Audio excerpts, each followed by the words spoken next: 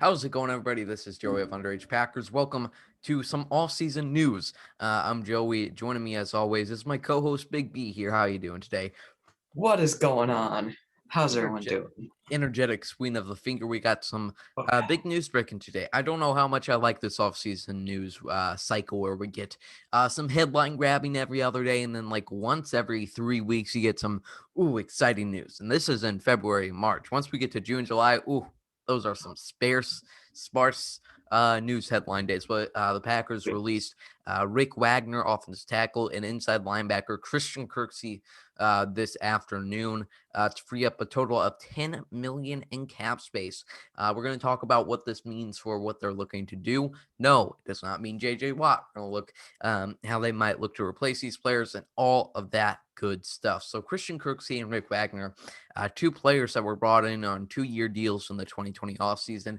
And if it was my guess, they planned for this. They were planning if they don't play up to the contract, we're going to be easily able to get out of it after 1 year. So Big B, what did you think overall of Christian Kirksey and Rick Wagner's play this year? I'll start with Kirksey. I thought he got off to very slow start to the season, but slowly started picking up his play. Mm-hmm. I I thought thought he did phenomenal against the Rams.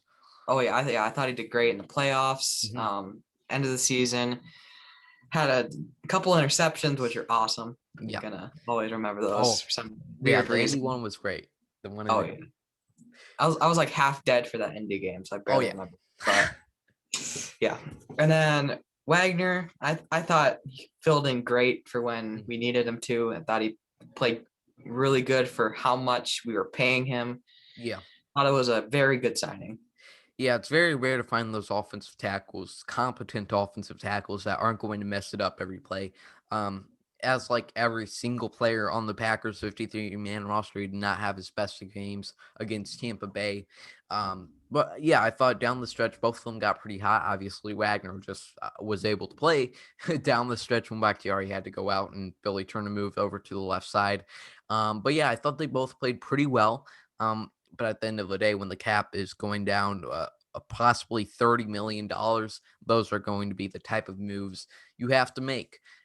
So looking at how they replace this, it gets really interesting. A lot of things that have to play out from now till September. At inside linebacker, you have two guys that we know are going to be there next year, Chris Barnes and Kamal Martin. At offensive tackle, we have David Bakhtiari. And is he going to be there?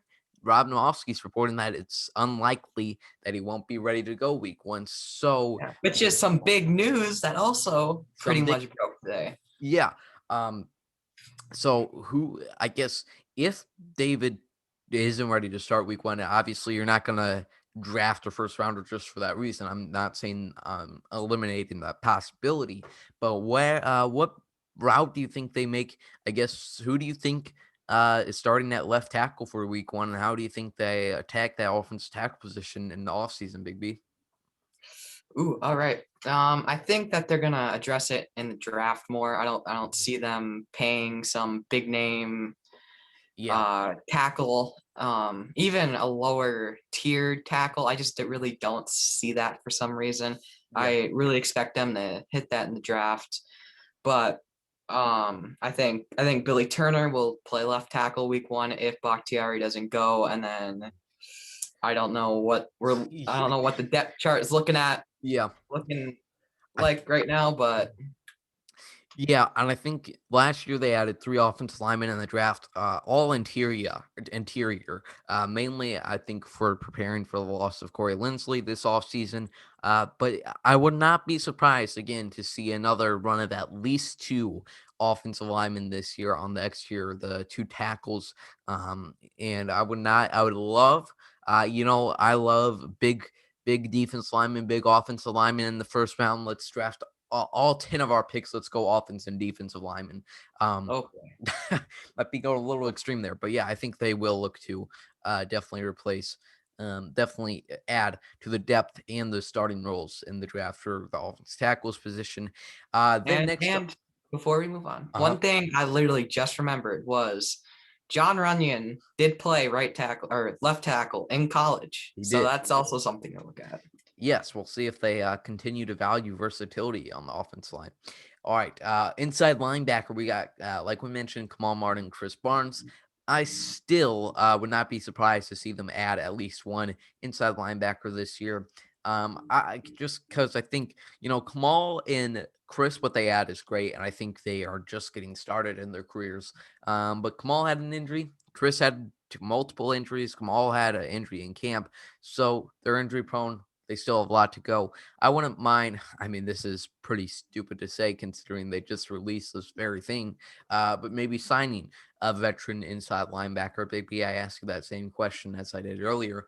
How do you think they attack inside linebacker in this year's offseason? Oh boy. Probably the draft again. I Hmm. feel like we're just gonna try to get everything in the draft. Yeah. Barely use any money in free agency because we have no money Yeah. in free agency. Yeah. Pretty Especially. simple. Especially when we sign JJ Watt, then we'll be looking even worse.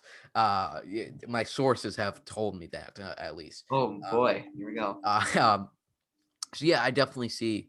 This year I think they'll trade down more, so they have more positions of need this year than last year.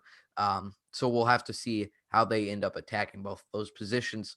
Well, other than that, like we said earlier, freeing up 10 million in cap space, very good move right there. Honestly, they're add value, but those positions, either they have players that can easily replace them or they're going to look to do that this offseason. Big B, any final thoughts on the releasing of Christian Kirksey and Rick Wagner? I'm excited to see how Chris Barnes and Kamal Martin do Yeah. this season. Like you said, they're just getting started. They're Mhm. high energy players. Very excited. Let's see how they play out with Joe Barry. It's going to be an exciting offseason, folks. I guess you could say that. Uh, um, but thanks, everybody, for watching. That's all we got for you today. Go, Pack, go.